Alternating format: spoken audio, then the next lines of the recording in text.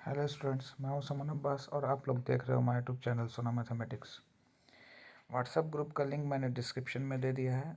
अगर आने वाली हर वीडियो की नोटिफिकेशन आप चाहते हैं उस पर मिलती रहे तो आप उसके लिए व्हाट्सएप ग्रुप ज्वाइन कर सकते हैं। देखिए, पहला क्वेश्चन है, दो समरूप त्रिभुज की भुजाएं 4:9 है, तो इन त्रिभुजों के क्षेत्रफल का हमको वैल्यू बताना है। ठीक है, इन त्रिभुजों के क्षेत्रफल का क्या बताना है? वैल्यू। सबसे पहले एक बार क्वेश्चन अच्छे से फिर से देख लीजिए। दो समरूप त्रिभुज की भुजाओं का अनुपात दिया हुआ और हमसे क्या पूछ रहा है? एरिया, क्षेत्रफल का अनुपात पूछ रहा है। क्षेत्रफल जब भी निकलता है तो याद रखिएगा स्क्वायर में, इसलिए जो भुजा दी हुई हम दोनों का क्या कर देंगे? संगत भुजा 4 और 9 दी थी, इन दोनों का स्क्वायर कर देंगे। तो 4 का स्क्वायर कितना होगा? 16, और 9 का स्क्वायर कितना होगा? 81। तो इसका जवाब होगा ऑप्शन नंबर डी। ठीक है, ऑब्जेक्टिव में आया तो इस तरह से आप इसको बना दीजिएगा। अब इसी का अपोजिट क्वेश्चन दिया हुआ है, यहाँ दिया हुआ है क्षेत्रफल और हमसे संगत भुजा का अनुपात पूछ रहा है। तो जस्ट क्या कीजिएगा, इसका स्क्वायर रूट निकाल दीजिएगा। क्या दिया हुआ है? 121 और 169। देखिए, अगर भुजा देगी, क्षेत्रफल निकालना हो तो इसका स्क्वायर कर देना है, वर्ग कर देना है। यहाँ क्या दिया हुआ है? क्षेत्रफल दिया हुआ है और हमसे भुजा पूछ रहा है, तो क्या कर देना है? इसका वर्गमूल निकाल देना है। तो 121 होता है 11 का और 169 होता है 13 का। इसका करेक्ट ऑप्शन नंबर बी होगा। ठीक है, आइए नेक्स्ट क्वेश्चन देखते हैं। मूल वास्तविक और समान होगा। तो मूल वास्तविक और समान कब होता है? जब विवेचक किसके बराबर है? 0 के बराबर है। ऑप्शन में यहाँ पर डी बराबर 0 इसका करेक्ट ऑप्शन होगा, या इसी चीज़ को ऑप्शन में इस तरह भी दे सकता है, बी स्क्वायर माइनस 4ac बराबर 0, क्योंकि डी का जो वैल्यू होता है वो बी स्क्वायर माइनस 4ac के बराबर होता है।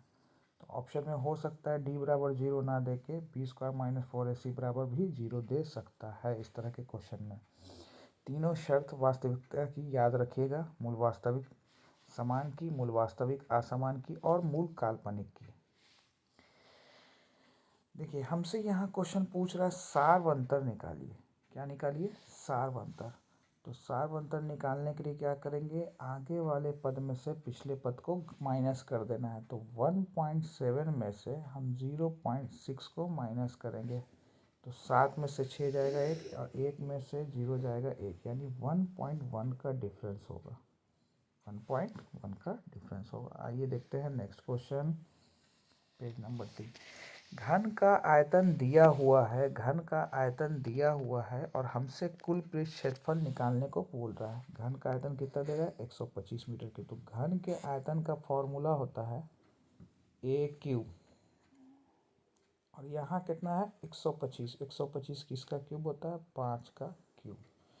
सो क्यूब से क्यूब को हम मानेंगे कैंसिल, यानी ए आएगा 5, और घन का कुल पृष्ठ क्षेत्रफल का फॉर्मूला होता है 6l², यानी 5 गुना 5। इसको l से या a से भी डिनोट हम कर सकते हैं। तो 6×5 और 30 को 5 से करेंगे 150। इसका करेक्ट ऑप्शन 150 होगा। चलिए, एपी का सार्वंतर, ठीक है, एपी का सार्वंतर हमको पता करना है और इसका व्यापक पद जो है वो दिया हुआ है 3x+7। 3x+7, ठीक है, यानी जनरल फॉर्म जो दिया हुआ है, मतलब Tn बराबर दे रहा है 3x+7। सबसे पहले हम पहला पद पता कर लेते हैं। तो 3 × 1 + 7, कैलकुलेट करने पे ये आया 10। एक टर्म और निकाल लेना है, 3 × 2 + 7, 6 7 कितना हो गया? 13। अब डिफरेंस निकालना है, तो याद रखिए अगले पद में से पिछले पद को घटा देना है। तो 13 में से 10 जाएगा, कितना आएगा? 3। इसका सार्वंतर 3 होगा। ठीक है, आइए देखते हैं नेक्स्ट पेज, पेज नंबर 4। √8, √18, √32, √50 समांतर श्रेणी में हो तो इसका अगला पद बताना है। देखिए 8 को अगर हम तोड़ेंगे तो ये टूटेगा 2√2, है ना। 18 को तोड़ेंगे तो 3√2 पे टूट रहा है, क्योंकि 9 दूनी 18 होता है। देखिए ध्यान से यहाँ पर समझिएगा, 3 का स्क्वायर गुना 2 हम लिख रहे हैं, क्योंकि 3 का स्क्वायर कितना होता है 9, 9 दूना 18, √18 को हम तोड़ेंगे तो 3√2 टूटेगा, 16 दूना 32 यानी 4√2 टूटेगा, और 50 को अगर तोड़ेंगे तो क्या होगा 5√2। यहाँ सब में डिफरेंस जो है रूट एक एक का चल रहा है, यहाँ पर आपको दिख रहा होगा, 2 के बाद जस्ट 3, 4, 5, तो अगला जो होगा वो क्या होगा 6√2 होगा। ठीक है, कितना होगा 6√2। तो हम सिंपली क्या करेंगे, 6 का स्क्वायर कर देते हैं और गुना 2 मान लेते हैं, तो कितना होगा 36 गुना 2 यानी √72। ऑप्शन में देखा जाए √72 है ऑप्शन नंबर बी। 2 या 2 से अधिक सम संख्याओं का मासा पूछ रहा है। 2 या 2 से अधिक सम संख्या का मासा बताना है। तो सम संख्या कौन कौन होती है, पहली सम संख्या 2 और अगली सम संख्या 4 और एक रहते हैं 6, क्योंकि क्वेश्चन में बोल रहा है 2 या 2 से ज़्यादा, तो फिलहाल हम 2 भी रख सकते थे, 2 से ज़्यादा भी रख सकते हैं यहाँ पर। तो सब में एक चीज़ कॉमन है, 2 एकम 2, 2 दूना 4 और 2 तिहाई 6, सब में कॉमन कौन 2, मासा इसका 2 होगा। आइए देखते हैं नेक्स्ट पेज। -5 -12 की दूरी मूल बिंदु से बताना है। तो मूल बिंदु का फॉर्मूला होता है, मूल बिंदु से दूरी का फॉर्मूला √x का स्क्वायर प्लस y का स्क्वायर। तो x की जगह पे कौन है -5 का होल स्क्वायर और -12 का होल स्क्वायर। तो 5 का स्क्वायर होगा 25 और 12 का स्क्वायर होगा 144।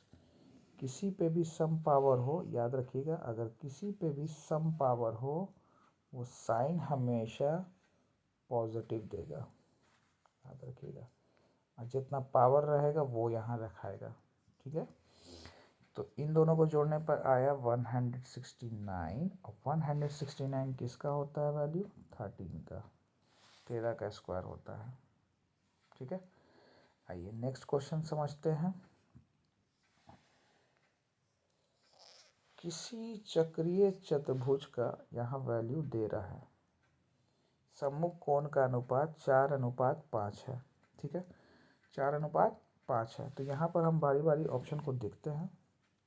60 और 75 दिया हुआ है, 15 चौका 60, 15 पछे 75, इसका वैल्यू 4:5 आया। लेकिन ये पहला ऑप्शन करेक्ट नहीं है, क्यों बताते हैं। चक्रीय चतुर्भुज के सम्मुख कोण का जोड़ 180 भी होता है, चक्रीय चतुर्भुज के सम्मुख कोण का जोड़ 180 भी होता है, यानी ये ऑप्शन तो नहीं होगा। 14 चौका 56 और 14 पचे 70, लेकिन 56 और 70 को जोड़ेंगे तो ये 180 होगा नहीं।